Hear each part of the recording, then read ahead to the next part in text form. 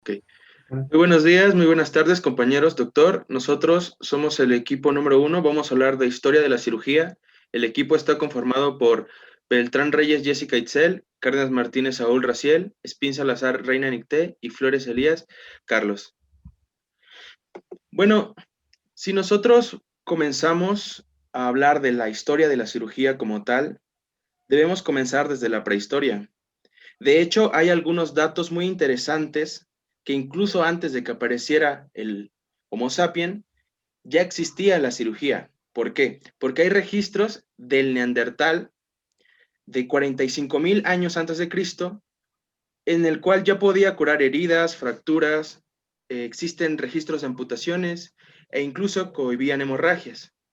El ser humano entonces va evolucionando y más o menos al final de la época de piedra, de la era de piedra, aproximadamente en el Neolítico, 6.000 años antes de Cristo, aparece la primera analgesia quirúrgica, esta en forma de bebidas fermentadas. Después pasamos a Sumeria y Caldea, en la antigua Mesopotamia, aproximadamente 5.000 años antes de Cristo. La medicina en este punto es considerada esencialmente mágica. Y 2.000 años antes de Cristo aparece algo muy interesante. Lo más representativo de esta época es el Código de Hammurabi, el cual comprende leyes para que los practicantes de cirugía las lleven a cabo. De hecho, existe una frase que decía que si un médico podía curar el ojo de un paciente, recibía 10 monedas de plata, pero si no lo hacía o le amputaba el ojo, se le cortaban las manos. Así pues, en esta época, la dolencia era considerada un castigo divino y era originado por una falta o un pecado, y por ende, todo tratamiento comenzaba con una confesión. Pasamos al antiguo Egipto, una de las civilizaciones más importantes, más antiguas y más avanzadas, que estuvo de los 2635 a los 2145 antes de Cristo. La sociedad egipcia tenía múltiples prácticas, entre ellas, varios historiadores dictan que la circuncisión le pertenece al antiguo Egipto. Ellos no lo hacían con un carácter religioso, sino lo hacían con un carácter para celebrar la transición del paso de niño a adulto. Es decir, que no lo hacían en la infancia, lo hacían en la adolescencia o la preadolescencia. El médico más representativo y más antiguo de la historia es Imhotep, y este estuvo en los 2630 antes de Cristo. Después también, como no decirlo, el antiguo Egipto era reconocido porque también tenía bastantes avances en los derechos civiles. Es por eso que la primera mujer reconocida en la historia, llamada Merit Uta, pertenece a el antiguo Egipto. Entonces, la primera mujer médico en jefe capaz de intervenir, supervisar y enseñar a los demás médicos aprendices, perteneció al antiguo Egipto. Además de que podemos hallar rastros de prótesis, de las primeras prótesis de la humanidad en el antiguo Egipto. Esta prótesis que pueden ver en la siguiente imagen data de los 950 a los 710 antes de Cristo y es una prótesis hecha por cuero y madera de un dedo gordo del pie de una mujer. Vamos con la antigua China. China es considerada hoy en día una potencia en medicina, pero anteriormente, en el pasado, aunque existían documentos como el Tratado de Nanjing, donde se hablaban de conceptos interesantes para la época, no hablaban estrictamente de cirugía, solamente de conceptos médicos. Entonces, la medicina estaba basada en un equilibrio entre el yin y el yang y los elementos como son el fuego, el agua, la tierra, el agua y todos esos. Entonces, lo que sucedía aquí es que existía un tabú por el cadáver del ser humano. Esto hacía que restringiera sus avances en los conocimientos anatomopatológicos. Por eso sus prácticas se limitaban a la cauterización de heridas, masajes en patologías traumáticas, etc. Es hasta los 100 años antes de Cristo cuando nace la acupuntura, en el periodo del emperador amarillo. Y ahora pasamos a la India. La India es un pionero en muchas cosas importantes, ya los vamos a mencionar. En el 800 antes de Cristo aparecen documentos que van a ser preámbulos. Por ejemplo, tenemos el Ayurveda, el Atharvaveda, que van a ser precursores del Sushruta Samhita. Aquí podríamos describir que en el Atharva Veda se describían algunos procedimientos médicos ampliados en el Ayurveda, y estos surgían, como ya les mencionaba, como precursores del Susruta Samhita. Entonces, en el Susruta Samhita, que data del siglo V después de Cristo, se señalan 121 instrumentos con los que se realizan cirugías como litotomías, cesáreas, hernioplastías, reducción de fracturas, etc. Además, la antigua India es reconocida por ser pionera en cirugías plásticas, desde reparaciones, del pabellón auricular hasta rinoplastías más complejas. Bueno, continuando con la historia de la cirugía en Grecia, tenemos que como figura icónica que se menciona se encuentra Hipócrates. Hipócrates, entre los años de 460 a.C. y 356 a.C., fue autor del Corpus Hippocraticum. La parte que estaba dedicada a la cirugía se enfocaba a tratar las articulaciones, fracturas, heridas de cabeza, heridas en general, hemorroides, así como también fístulas. También planteó el carácter científico de la medicina al señalar que ninguna enfermedad es mística, sino que todas tienen causas naturales. También apareció, o más bien introdujo el espíritu metodológico en la observación del enfermo y estableció el principio de primum non nocere, que significa lo primero es no dañar. Es especialmente famoso por su juramento hipocrático que plantea la actitud ética que debe de portar un médico. Continuando con la historia de la cirugía en Alejandría, bueno, en realidad en Alejandría había una gran falta de conocimiento sobre anatomía, fisiología y patología, que son gran parte de la base para la cirugía. Sin embargo, bueno, como tal, no es posible llevar a cabo la cirugía en este lugar. Sin embargo, se dieron los primeros pasos para dar pie a ello, ¿no? Ptolomeo fue una figura que crea una biblioteca que reúne 700,000 volúmenes de libros en una biblioteca, la biblioteca de Ptolomeo. Aparece otro personaje llamado Herófilo, quien realiza estudios en la próstata, duodeno, yoides y ojo. También aparecen otros personajes como Cornelio del Celso, conocido por sus libros, en los que relata operaciones oculares, tratamiento de verrugas, hidroceles, varices y también tallas vesicales. Describió la tetrada de la inflamación que conocemos actualmente, que es rubor, dolor, calor y tumor. Y bueno, otro personaje que apareció en este periodo fue Erasistrato, quien se encargaba de estudiar la anatomía del sistema nervioso central. Continuando con la historia de la cirugía en Roma, bueno, la práctica de la cirugía en Roma era escasa y mal remunerada, por lo cual no había muchos médicos. La organización de la cirugía militar fue la que creó los hospitales de campaña, llamado valetudinaria, y también creó los nosocomios, que eran hospitales para pobres. Galeno también fue un importante personaje que aportó conocimiento sobre la anatomía y la fisiología circulatoria. Y otro personaje fue Antilus, fue un cirujano que aportó excelentes descripciones derivadas de operaciones de catarata y aneurisma arterial. Procediendo con la historia de cirugía en Bizancio, Pablo de Egina, describió las litotomías, operaciones de hernias, pleuresias purulentas, amígdalas, así como la amputación de una mama. Otro personaje como Oribacio, Aetio y Pablo de Egia realizaban cirugías traumatológicas por heridos por flechas. Fundaron hospitales que eran sobre todo asilos o albergues, tanto para indigentes como para enfermos. Bueno, comenzando con lo que es la cirugía en Arabia, este periodo corre más o menos alrededor de los 1000 años después de Cristo. Y aquí hay varias figuras que destacaron, entre ellas Avicena y Averroes, que básicamente se encargaron de transcribir la obra de Hipócrates. Esto es lo que se refiere en cuanto a Arabia, ya que se dice que únicamente se encargaron como de transcribir las demás obras. Sin embargo, destacó Abulcasis, que fue un médico, incluso escribió pues varios tratados, pero en uno de ellos describe el tratamiento de las fracturas, las amputaciones y la ligadura de arterias, además también de suturas de nervios, entre otras. Este mismo expuso la necesidad de conocer la anatomía y también no solo se basó en el empleo de hierro candente y de las hormigas, ya que estas eran utilizadas a modo de sutura.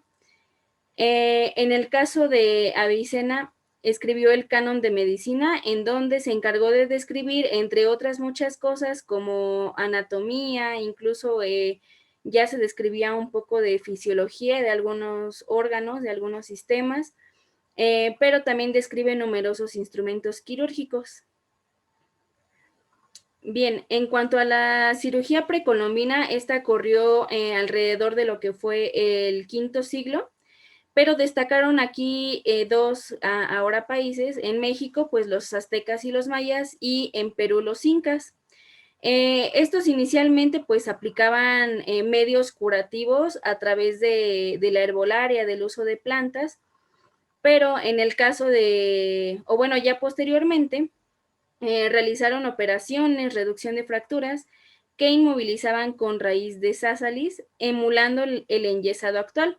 Incluso se dice que utilizaban sales a modo y bueno, lo mezclaban con agua para igualmente simular pues el enyesado de hoy en día. En el caso de esto mismo, de realizar operaciones, estos, al contrario de la cirugía en Arabia, pues se encargaban de suturar, pero con cabellos, y utilizaban el peyote a modo de analgesia. Incluso ya más adelante se veía lo que eran las incrustaciones de jade y turquesa en piezas dentarias, ya sea con un fin protésico o con un fin estético. Además de que estos eran hábiles obstetras y efectuaban fetotomías y versiones intrauterinas. Bien, en cuanto a la cirugía en la Edad Media, este es un periodo largo que corrió desde el siglo V hasta el XV. Y bueno, aquí cabe mencionar que prevalecía el cristianismo y había de dos: todas las enfermedades se debían a Satán, o si no tenían ninguna enfermedad, pues era obra divina o de Dios. Aquí también era como tal prohibido pues estar con los cadáveres, ya que pues se consideraba una aberración. Aquí también hubo varias figuras que destacaron, entre ellas Guillermo Salicetti, que bueno, más o menos del año de 1201 a 1277, bueno, ese es su periodo. Intentó luchar contra el método del hierro candente y prefería utilizar el cuchillo para pues efectuar diversos actos quirúrgicos. En el caso de Henry de Mondeville, corrió igual su periodo desde 1260 hasta 1320, y bueno, él se encargaba, o más bien fomentó que se dejaran de usar como pomadas o algo así sobre las heridas, y en cambio optó por embeber dichas heridas con vino fuerte, tan caliente como el paciente pudiera soportarlo. En caso de Lanfranc, recomendó la sutura intestinal e incluso aportó indicaciones detalladas para la trepanación craneal. Igual indicaciones pues en caso de que hubiera fracturas. Y bueno, en esta época apoyaron la llamada supuración loable, contrario a lo que dije anteriormente, que pues era agregando a las heridas una serie de pomadas que provocara la salida de pus. Bueno, también Roger y Rolando, alrededor del siglo XIII, transcribieron a Hipócrates de igual manera. Y en este caso, como fines anestésicos, utilizaban esponjas que eran pues humectadas con opio, beleño, jugo de moras y de lechuga, mandrágora y de hiedra. Y bueno, aquí destaca mucho la labor de los barberos, ya que abrían abscesos superficiales, realizaban sangrías y aplicaban ventosas, además de que cauterizaban ya y curaban heridas por arma blanca, fracturas y también luxaciones. Bien, como les decía anteriormente, la iglesia prohibía la disección de cadáveres. Fue hasta 1480 cuando Chauliac consiguió disecar, y él dice que el cirujano debe ser cuidadoso con los enfermos, benévolo, compasivo y no extorsionador de dinero, ya que, como lo había dicho mi compañero anteriormente, si hacían una buena obra, por así decirlo, pues eran recompensados, y en cambio, si no lograban el efecto deseado en el paciente, pues eran castigados. Además, este médico ya fue partidario de la metodología árabe, y también empleaba la cauterización y usaba exceso de pomadas, bálsamos y apósitos en las heridas. También hay escritos de tratados, en este caso de fístulas anales de John de Ardenne, en el año de 1306. También se menciona que los cirujanos ya ofrecían sus servicios en feudos y castillos. Y acá hay algo muy interesante, que es que Berengario de Capri efectuó ya disecciones en cadáveres, que antes, como les dije, era prohibido, y también publicó un volumen o tratado en donde ya incluye pues ilustraciones de la anatomía humana. Continuamos con la cirugía en el Renacimiento. Su principal obra de Paracelso en Suiza entre los años 1493 y 1541 fue Opera Homina, médico-químico-quirúrgica. Escribió un tratado también de cirugía que se llamaba Magna Cirugía, en el que recogen sus criterios quirúrgico-traumatológicos más importantes.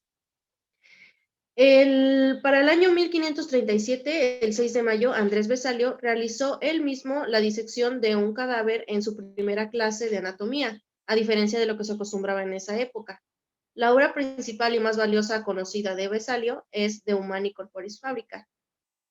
Para el año 1564, Ambrosio Paré es conocida como la principal figura quirúrgica del siglo. También se le llama padre de la cirugía francesa. Publicó una monumental obra de cirugía llamada Los 10 libros de la cirugía. La primera contenía anatomía y fisiología, y la segunda, cirugía. También aplicó el uso de torniquete en procedimientos de amputación, esto para mantener contraídos los músculos y disminuir las hemorragias. Innovó también el tratamiento de lesiones por arma de fuego, y es el primero en hablar de la fractura del cuello de fémur. La cirugía moderna, que va desde el siglo XVI, XVII y XVIII, también Ambrosio Paré, en el siglo XVI, definió los objetivos de la cirugía anatómica del siglo. Las aportaciones de Paré a la traumatología y ortopedia fueron muy importantes. La cirugía tiene 5 funciones, en palabras de Ambrosio Paré: eliminar lo superfluo, restaurar lo que se ha dislocado, reparar lo que se ha unido, reunir lo que se ha dividido y reparar los defectos de la naturaleza. Para el tiempo entre los años 1683 y 1758, Lawrence Heister hace el primer informe documentado sobre apendicitis tras hacer el hallazgo en la autopsia de un cadáver. Entre los años 1714 y 1788 en Londres, Percival Pott, un cirujano inglés, se fracturó la tibia y mediante inmovilización logró salvar su pierna de amputación, la cual era el tratamiento definitivo en ese tiempo. Entre los años 1734 y 1816, en España, Antonio de Gimbernat documenta el primer caso de fijación interna de una fractura reciente. Se trata de un cerclaje de húmero mediante alambres de cobre realizado en 1775. Esto es importante porque el tratamiento para estas situaciones en ese tiempo pues era la amputación total del miembro. Ok, proseguimos. Entramos al siglo XIX. Aquí un dato muy interesante es que William Beaumont, un cirujano de Estados Unidos, estaba atendiendo una herida abdominal muy grave de un paciente. A consecuencia, este paciente tuvo complicaciones, y entonces surge la pregunta de por qué las complicaciones, y es en este tiempo de 1785 y 1853 cuando nacen los primeros estudios sobre la fisiología gástrica. En el año de 1855 se introduce el estudio a la medicina experimental y a la fisiología experimental. En el año de 1867, Joseph Lister introdujo a la medicina el concepto de antisepsia, y con él se inicia la era de la cirugía de la antisepsia. A partir de este punto se volverá indispensable para cualquier cirugía. En el año de 1804 a 1878, el médico Karl von Rogitansky realizó más de 60,000 autopsias, autopsias que todas fueron documentadas y que hoy en día llegaron a marcar un punto indispensable para el conocimiento anatomofisiológico. Comenzamos con el siglo XX. Aquí en el siglo XX se introduce el uso de guantes de caucho en las operaciones quirúrgicas. Constantemente se recalca la importancia de las realizaciones y de la utilización de estas en las cirugías y la fisiología como tal. En 1904, en la Universidad de Yale Hostel, se describe un programa de entrenamiento de cirugía donde se obtiene cada año 8 internos seleccionados de altísimo nivel, donde uno de ellos se tomará como o ascenderá como residente de cirugía 1 y los demás estarán en espera de ser ascendidos. Esta escala fue muy criticada en su momento, ya que consistía en una estructura piramidal para después, en unos años, ser cambiada a una estructura rectangular con muchas más críticas todavía. En el año de 1982 se realiza la primera apendicectomía por Kurt Senn en Alemania. En el año de 1984, Granford reseca por primera vez la coartación aórtica. Y en el año de 1987 se realiza la primera colecistectomía laparoscópica por Philippe Mounet en Francia. Entramos al nuevo milenio y en 1955 a la fecha hay que tomar en claro que el desarrollo de cirugías con sistemas robotizados y con nuevas tecnologías como Aesop, Hermes, Sócrates, Zeus y Da Vinci, que vamos a ver más adelante, son muy útiles. Entramos al siglo XXI y en el año 2000 es aprobada por la Food and Drug Administration el robot Da Vinci para realizar cirugías generales de urología, cirugías torácicas o ginecológicas, entre otras, con mayor precisión que nunca antes se había visto. Es aquí, en este lapso, donde entra el sistema avanzado PinkPad de posicionamiento de pacientes Trendelenburg, el cual consiste en proteger los nervios y la piel del paciente para que no haya ningún daño al paciente y procurarlo a él. En el año de 2017, un grupo de científicos de la Universidad de Medicina Harbin en China realizó el primer trasplante de cabeza humana, siendo esta información un poco controversial, ya que Estados Unidos y ni Europa permitían la realización de esta cirugía, por lo tanto el programa se mudó a China. Entramos a la cirugía en México. Aquí, como ya se había mencionado anteriormente, la cirugía en México parte desde épocas antes de la colonización. Existen registros con datos de trepanación y tratamiento de fracturas desde la época prehispánica a 600 años antes de Cristo. A los 1521 después de Cristo, Diego Ojeda, un médico que ya era de prestigio en Sevilla, viene a México y es quien atiende a Cuauhtémoc las quemaduras de los pies, de las manos que le fueron infligidas por su tortura. También se aborda el tratamiento de la sífilis en la publicación de Secretos de Cirugía de Benavides, una publicación que fue en Valladolid poco después de su regreso a España. En el año de 1621, la Real y Pontificia Universidad de México determinó abrir una cátedra específicamente destinada a la anatomía y a la cirugía. En el año de 1768 fue fundado el Real Colegio de Cirugía y era encargado de impartir cursos dirigidos a cirujanos con la enseñanza práctica anatómica. En el año de 1934 se da la creación de la Asamblea Nacional de Cirujanos en el Hospital Juárez. En el año de 1946 se da la publicación del libro Técnicas Quirúrgicas en Cadáver de Francisco Puente Pereda, texto que fue indispensable para la formación de médicos especialistas utilizándolos ya por centros médicos. En el año de 1988 se da el primer trasplante de corazón encabezado por el doctor Rubén Argüero en el Centro Médico Nacional La Raza. Y de los años 90 a la actualidad, el uso de las nuevas tecnologías, las cirugías robóticas, se han implementado de una manera tan gradual y también el uso se ha incrementado potencialmente en todo el país, siendo pues entonces un país que ha buscado siempre estar a la vanguardia en estas cosas. Y bueno, esto sería todo por nuestra parte. Muchas gracias.